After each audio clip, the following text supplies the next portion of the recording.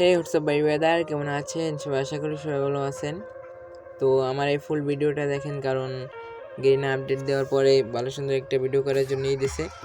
তো সর্বপ্রথম আমি ঢুকবো প্রোফাইলে। তো প্রোফাইলে ঢোকার পরে আমি দেখাচ্ছি 3 নম্বর অপশন।